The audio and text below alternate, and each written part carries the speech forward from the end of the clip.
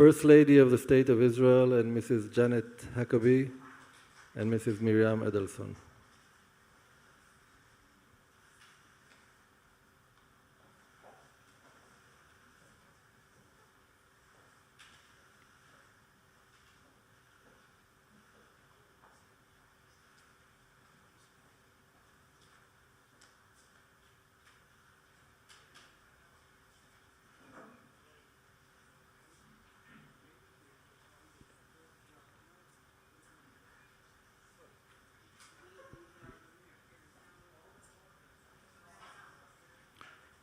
Ladies and gentlemen, I'm proud to introduce the President of the State of Israel and the Ambassador of the United States of America to the State of Israel.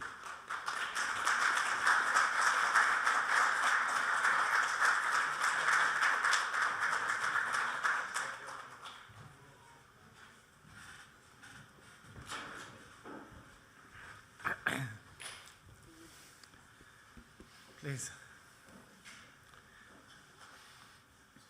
Your Excellency, Ambassador Mike Huckabee, our dear friend, Shalom. It is an enormous pleasure and honor for Michal and me to welcome you and your dear wife, Janet, to the President's residence in Jerusalem, the eternal capital of Israel and the Jewish people. Before we start, I want to use this podium to share my deepest condolences with the Christian world, the Catholic world, and with the Christian communities here in Israel, the Holy Land, and Catholics in the United States for their great loss on the passing of His Holiness Pope Francis. You and I are both people of faith, and I know we share the deepest hope that his memory inspire acts of kindness and unity, dialogue between peoples, and hope for humanity. We are joined here today by some very good friends of yours. First and foremost, our dear friend, Dr. Miriam Edelson, who together with her beloved Sheldon of blessed memory, and in her own right, has been a great champion of this friendship between the United States and Israel. And I want to thank you, Miriam, for your enormous contribution to the fight for our hostages, which, as we know all well, is ongoing. You know, usually when a new ambassador arrives, I say to him or her, "Welcome to Israel." To you, Mike, I say, "Welcome home, Mike, dear brother of Israel."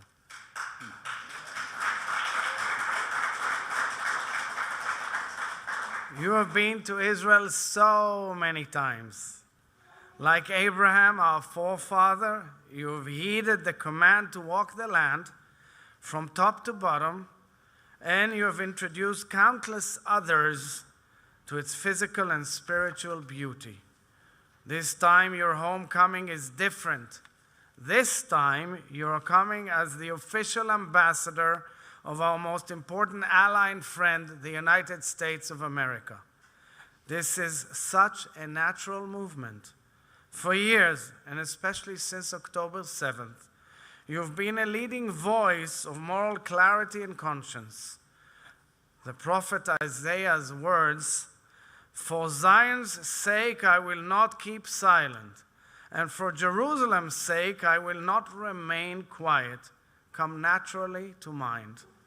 Your appointment as ambassador by President Trump to this critical post is a shining reflection of the President's love, friendship, and support for the State of Israel. We are deeply grateful for the historic steps he has taken to strengthen the ironclad U.S.-Israel alliance and for his vocal solidarity and commitment as we fight to defend our people and to bring each and every single one of our hostages back home. I know you, Mike, share both our heartbreak and our absolute resolve to see every last hostage freed from the Hamas dungeons and returned to their loved ones immediately, every last one.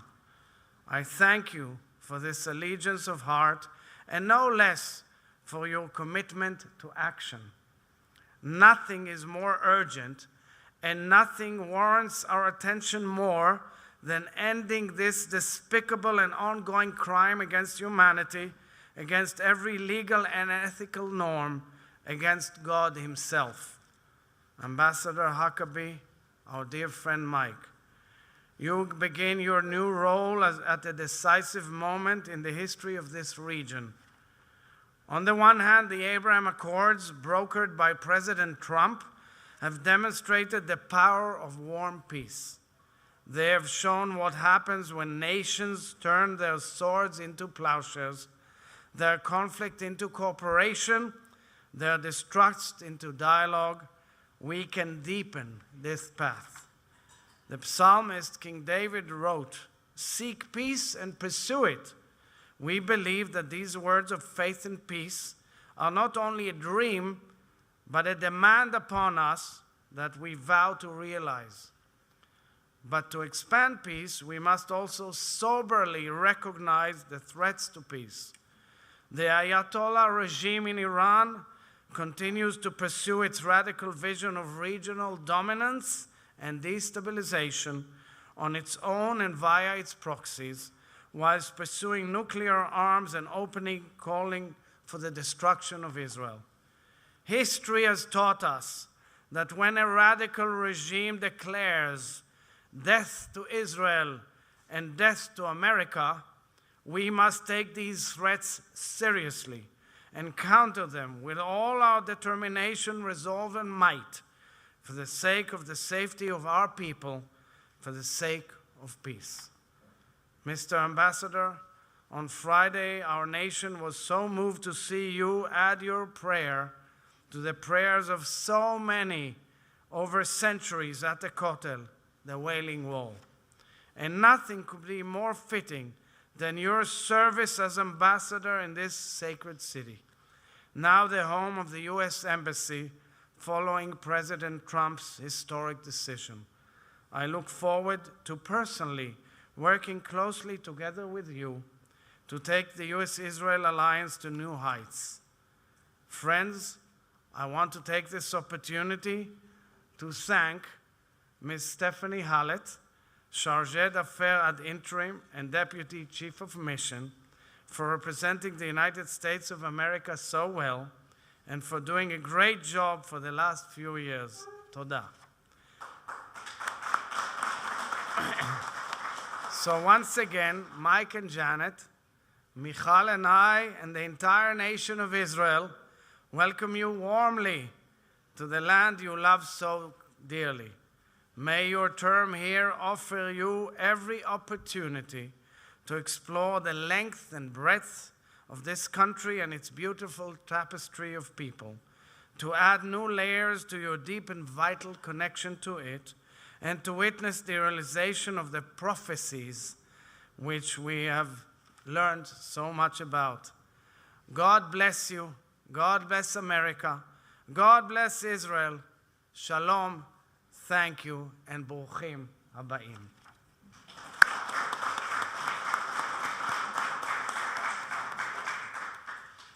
Mr. President and distinguished guests, to all of you, what an honor and an incredible joy it is for me to stand here in this place and to receive the welcome of the President.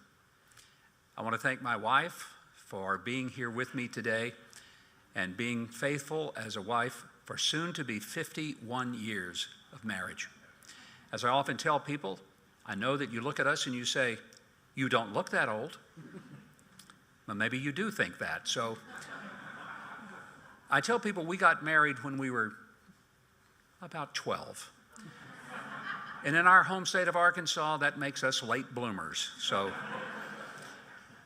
Mr. President, it was 52 years ago this summer that I made my first trip to this magnificent place.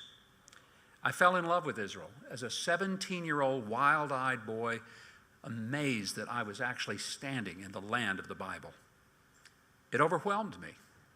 Now I come back as a wild-eyed old man, but still with a sense of absolute joy, and an overwhelming sense of awe that I'm in a land that God himself said, "This is mine, and these are my people." I come to stand today with the state of Israel and with the Jewish people because I believe that it is not simply a geopolitical position, but a divine position. And over the 52 years that I've been coming to Israel countless times and bringing tens of thousands of people to see this magnificent land, I love to see it myself, but I love to see it through the eyes of people who are here for the first time. And I watch the emotion. I see the tears that flow because they're walking land that they have read about, that they have prayed for, that they have thought about and never imagined they would be here. I stand here today fighting back tears because I am here, not just as a visitor, but now for the next few years. Unless the president tweets something early in the morning and tells me to come home, this will be my home for the next 4 years. And Janet and I come with an extraordinary sense of awe and wonder and deep gratitude to President Trump for giving us this extraordinary privilege. I'm grateful that you acknowledged Stephanie Hallett, who has done such a superb job as the chargé.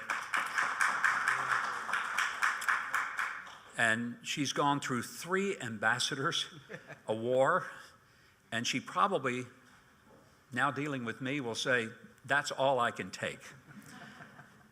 But she's done a remarkable service to the United States of America in her capacity, and we're deeply grateful. To Miriam Adelson, who is a very dear, close friend, who probably whispered in the president's ear and said, if you can't find anybody else to do this, you could always ask him. I never talked to him about it. I never had a conversation with him. I got a call out of the clear blue just a few days after the election. If you know President Trump, he did not say, would you think about going? Have you ever considered? He simply called and said, Mike, you're going to be my ambassador to Israel. Just as simple as that. You don't say no to him. And quite frankly, I felt it was not so much saying yes to a president. It was certainly that.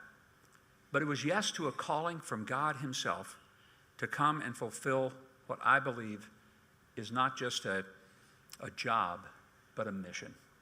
And that mission is to stand with the people of Israel for peace and prosperity, to serve in a role that I pray will lead to times when the Israeli people can go to bed at night, not fearing that a siren will waken them and force them into a shelter because enemies are irrationally dedicated to destroy them. I long for the day when that young Israeli mother puts her babies to bed at night and does not fear that some harm will come upon them as they sleep, that they will rest with peace, and they will continue to live with the extraordinary resilience of the Israeli people, which I've come to admire as second to none. Over these coming months, I pray that one thing we will see, and see it very soon, as you so eloquently said, Mr. President, that every hostage returns home to their family. Every hostage. Those who are alive and those deceased, but whose remains are a reminder of the dignity that they deserve to have a proper burial here in their home. There are challenges, and I share with you that concern that the Iranian regime and all of its hostility that has been inflicted upon the world for 46 years continues to threaten not just the peace of Israel, but the peace of the United States. And I constantly remind people that the Iranians have always said, death to Israel, and chapter 2 is death to America. It has always been their desire that Israel would be the opening act, and then it would be America's turn to face destruction. Or to put it in another simple way, Israel is the appetizer, and the United States is the entree. We care deeply, Mr. President, the threats that face Israel, because those are also the threats that face our country. When I was at the White House just a little over a week ago, the President handed me a handwritten note with a prayer for the peace of Jerusalem. My first official act upon arriving here was to take that prayer from the President and to go to the hotel and to place it there on behalf of the American people with a reminder that we stand with you, Mr. President. We stand with the people of Israel. And I always want to remind my American colleagues that we stand with Israel, first of all, because we share the values of the Bible. We share the understanding that the Judeo-Christian foundation is the foundation of all of Western civilization. Without it, there is no sense of democracy and love, appreciation, and respect for the individual. But it's also important that Americans know that while we hope to be a good friend to Israel and to provide assistance where we can, I never want Americans to think that we, Americans, are not greatly benefited by our partnership with our ally Israel. We benefit dramatically in the sharing of intelligence, in the sharing of technology, and in the sharing of agricultural innovation, which Israel has led the world in creating. So as we begin our service here, Mr. President, I want to thank you for your kindness, your hospitality. When I walked in and the national anthem of the United States was played, I must tell you, it was deeply emotional for me to hear that song in this land and to be reminded of the incredible bond that exists between Israel and the United States. On behalf of the President and the American people, I thank you for your hospitality, and I welcome the opportunity to serve my President, my country, in partnership with you toward a peace that you truly and most deservedly should have. Thank you, Mr. President.